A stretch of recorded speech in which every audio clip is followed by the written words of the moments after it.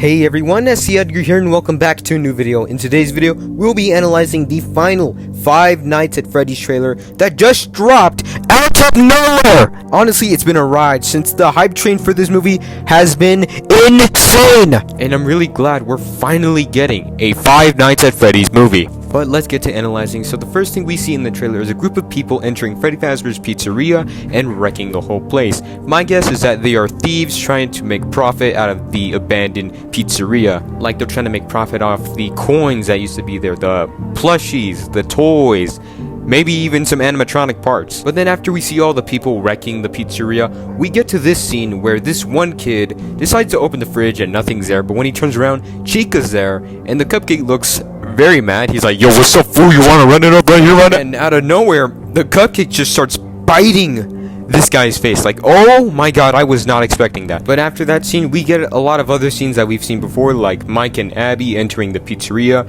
William Afton, or Steve Ragler as he's called in this film, explaining his job as the night guard and what to do. But we get a few new scenes where Vanessa introduces Mike to the animatronics, such as Foxy, Chica, Bonnie, and Freddy. And many people are probably like, why do we need an introduction to these characters? But we have to remember that the general audience won't really know much about the games, so of course you need an introduction. You need people to know what the hell they're named. And can we just take a moment to appreciate these beautiful animatronics? Like, oh my god, I really wish I had a costume like this. Afterwards, Vanessa pretty much explains something we all know, which is the 5 children going missing, haven't been found, etc, etc. But the scene that I really want to talk about is the scene where Max follows this ghost kid, which then leads up to her being face to face with Freddy Fazbear himself. And overall, the setting, the way everything's built up here, is just perfect. This is literally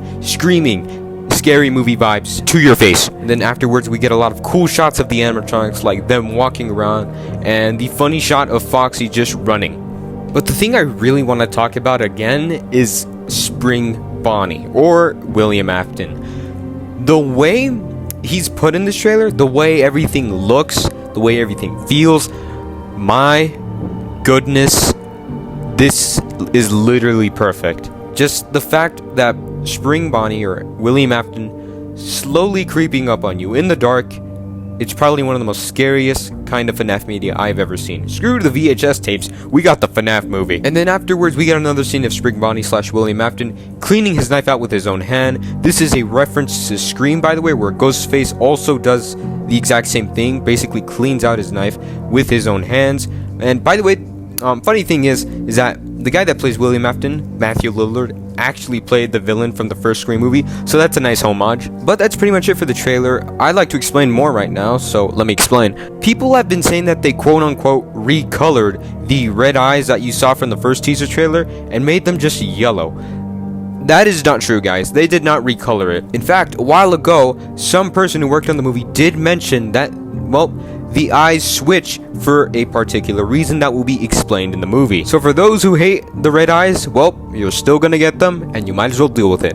Another thing I really want to talk about is the atmosphere or the tone of this movie. They managed to perfect everything about this. People say, oh, the PG-13 rating was wrong, they should have went rated R. No, this is literally perfect. There is no gore, there is no violence, it's scary, it's uncanny, it is the perfect thing for a FNAF movie. It's not some kind of dark and gory video game you'd see on the internet.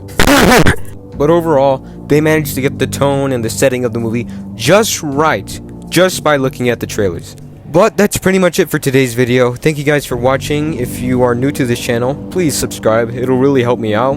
And anyways, I'll see you guys in the next one. Adios.